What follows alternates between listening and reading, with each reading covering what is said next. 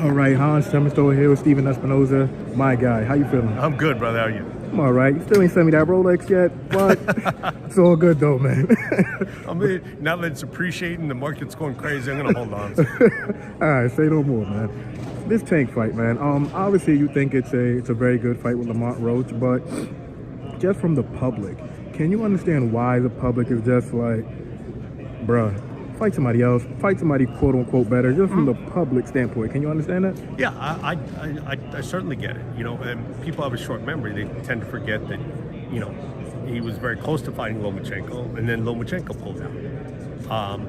And there were discussions with Shakur. Shakur wanted a multi-fight deal. He didn't want to do sort of a one-fight deal to fight Tank.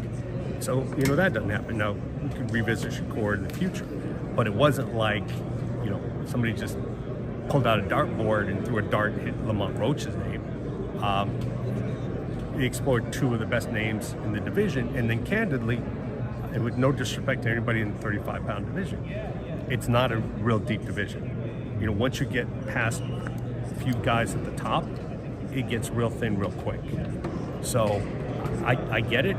Like to see those fights happen. I mean, we all wanted to see, you know, Boots versus Vergil Ortiz, but sometimes fights don't happen. And, you know, if it doesn't happen, you expect Tank not to fight. Well, he's going to fight. This is a credible opponent, and I expect him to put on a good fight. Are you saying that Shakur wanted a multi-fight deal, assuming that's from, like, you know, PBC and Al Heyman's side?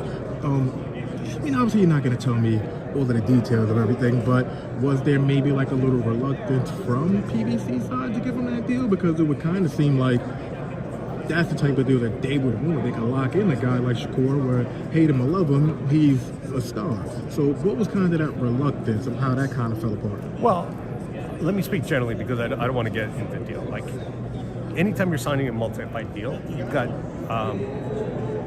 two considerations. You know, one, your obligations to the fighter. Can you deliver the types of fight that fighter should be fighting? You know, and that's something that I think more promoters should take into account. If you're signing a fighter, you better be confident to yourself and to that fighter that you can deliver the guys that he should be fighting, and you don't find a string of bumps. Number two, knowing what the financial parameters of what it would take to sign a particular fighter, and knowing what are the makeable fights. Is that a financially sound decision for you to make as a promoter? You know, and again, I'm not saying, you know, I'm not saying these are numbers or anything that applies specifically to Shakur, but generally, you know, there's a fighter who's saying, look, I'm 20 million a fight, and I want a 4-fight deal, and you look at it on paper, and there's only one fight which is a $20 million fight.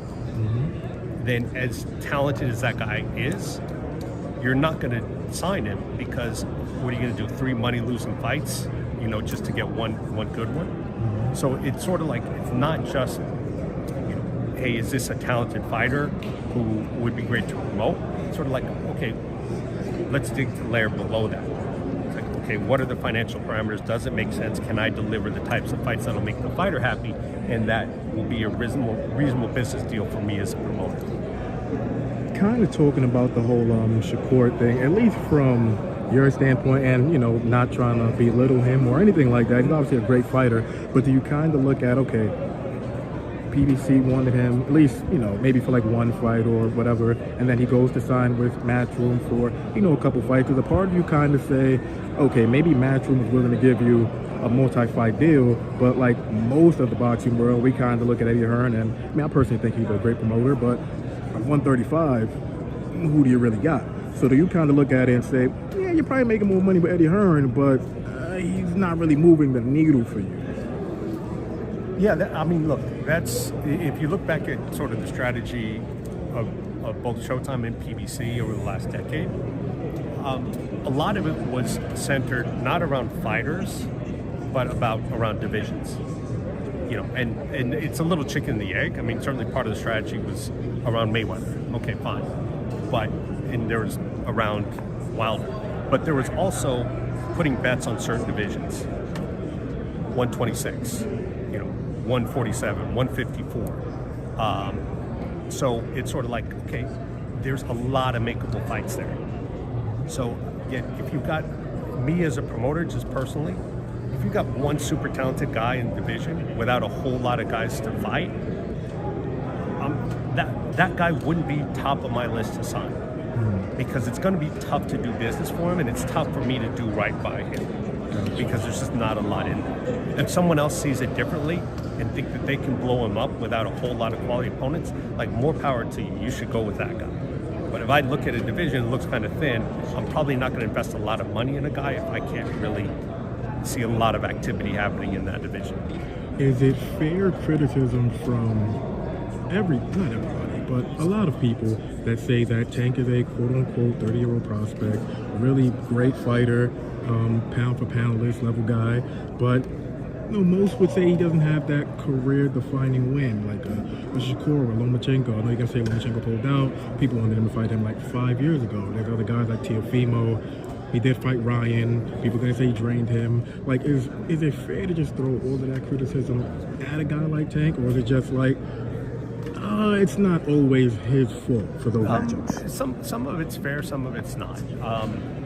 Look, the reality is, I think people discounted the Pedraza win, but in retrospect and seeing what Pedraza has done since, I think that win deserves a lot more credit than he got at the time. I think that Ryan Garcia, going in, everyone said that this is going to be it, and then a lot of people discounted it, rightly or wrongly, and said he was weight drained or his ribs were hurt or whatever it was. So is that fair? I don't know. Like, no one will ever really know what was going on with Ryan that night, and whether there's a hurt rib or weight drained or whatever it was. But I think at the end of the day, let's have this criticism when he's done with his career. Because if he the next 3 fights are, Shakur, Ryan Garcia rematch, and Teofimo, I don't know, maybe? Teofimo, then we're not having this conversation anymore. Yeah. And he comes through with impressiveness.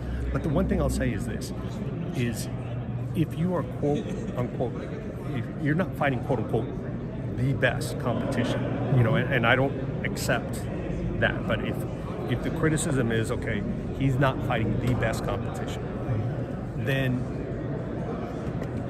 if you really believe you're that much better, then you handle your business. Okay, where I'm going with that is, you see a lot of guys who are taking, admittedly, second or third tier fights, and they're getting sort of struggling to a 12-round decision.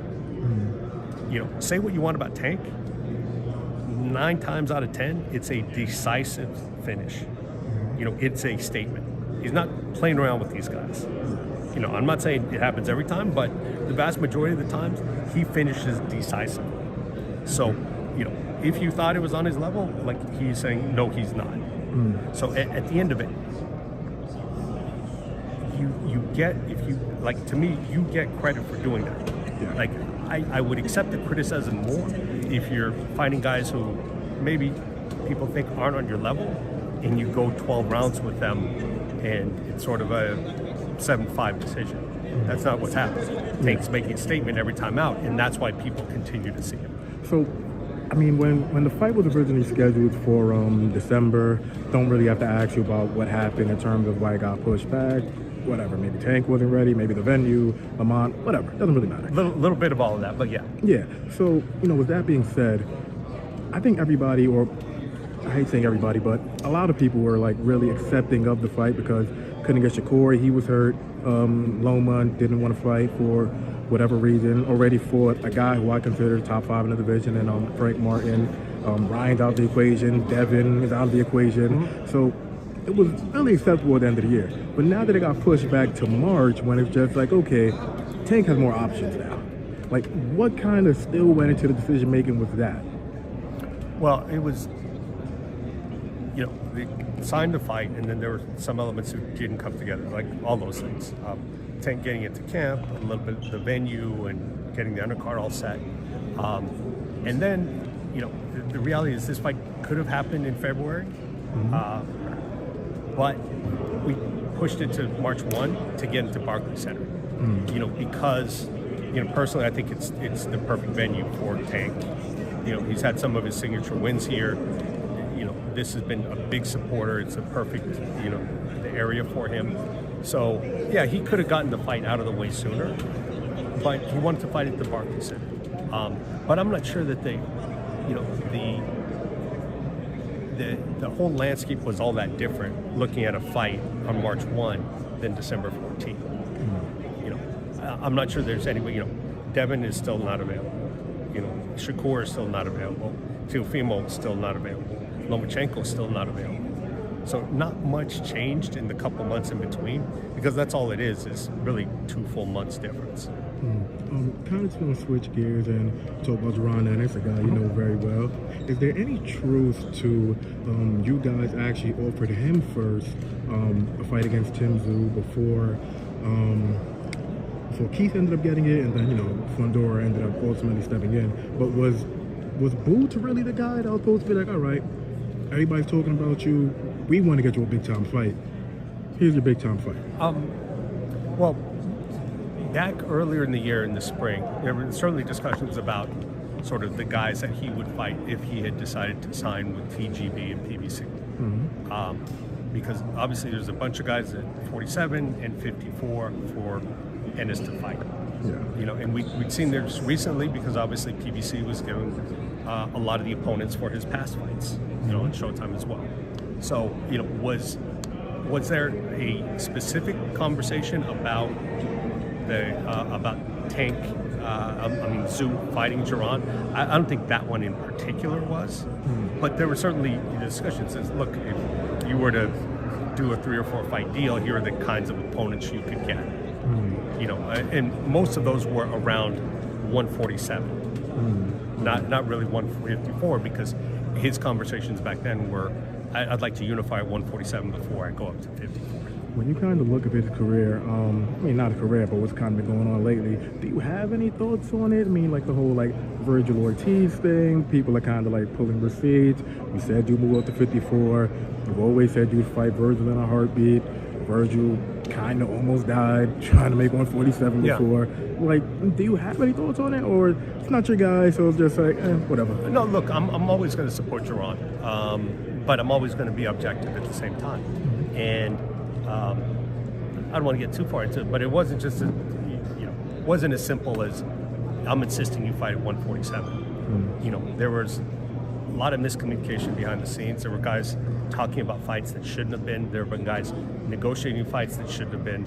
There was a whole bunch of stuff. And unfortunately, when things fall apart, there's certain people who just look for scapegoats, and who won't stand up and say, look, there was miscommunication, we got our wires crossed on this and the other. They're going to turn around and say, well, it's the fighter's fault, and that it's not that simple. Not that simple as, I guarantee Boots never said, I will only fight Vergil Ortiz at 147 and, go, and that was a surprise to everybody. Gotcha. So at the end of it, look, he still needs the signature win. Look, he stayed active. He's fought a couple times. I don't think he's passing up his career. What's most disappointing to me is the criticism that he's getting. He's not a duck. There's no part of him who wouldn't fight any fight that you put in front of him. And I think it's unfortunate that people around him have put him in a position where he's got to face that kind of criticism, because he's not a ducker. He's not somebody who avoids anybody. He never said no to any opponent we've ever seen, and I know firsthand. I spent, a significant amount of time trying to connect him and Crawford. Now the timing didn't work out, and things because of the way the Spence fight happened. But you can't tell me that a guy who was pursuing and willing to fight Crawford at just about any price is now afraid to fight Vergil Ortiz. It doesn't compute. That's not the situation. So look, Boots will get his big fight. He's still going to be one of the biggest stars in the sport in the next future. I just think, unfortunately, he needs his career to be promoted a little bit better than it is right now. Gotcha. Just my last topic for you. A fight that, I didn't see really coming. I was just hoping, but we got Benavidez, we got Morrell. It's not typically the way boxing kind of goes, where you got two young guys kind of toward the top of a particular division, they kind of quote unquote avoid each other, get the big fight, and then, you know, eventually meet up. Like, just what are your thoughts on the overall matchup? Is there, I mean, both of them are your guys, so it's kind of hard for me to ask you who you're leaning towards, but I guess maybe a consensus, like, or do you just look at it like, that's a 50-50 fight right down the middle? I sort of look at it like the same way I looked at Bivol Beterbiev, not stylistically, but Bivol and Beterbiev are going to fight 100 times, and every single time it's going to be a close decision. It just, you know, that's the way they're always going to be. We'll see what happens in the ring, but I don't think there's anybody who can decisively say what's going to happen in that fight. I mean, they're two young, strong, skilled guys, you know, in the primes of their careers. So I think they're as well positioned to take this fight. There's not really anything in either guy's background that you can point and say this will be the deciding factor. Gotcha. Like I think that's as much of a 50-50 fight as you can have in boxing. Do you give who do you give the edge? Last thing, who do you give the edge in the rematch? Actually, Bivol and Beterbiev could have went either way. What do you give? I had Bivol the first time, 7-5. It could have been a draw. Yeah. But his activity level, his volume, his clean punching, his ring generalship, I thought should have won the first time, and I think it'll win the second time. Gotcha. Thank you, man. Appreciate you. Okay.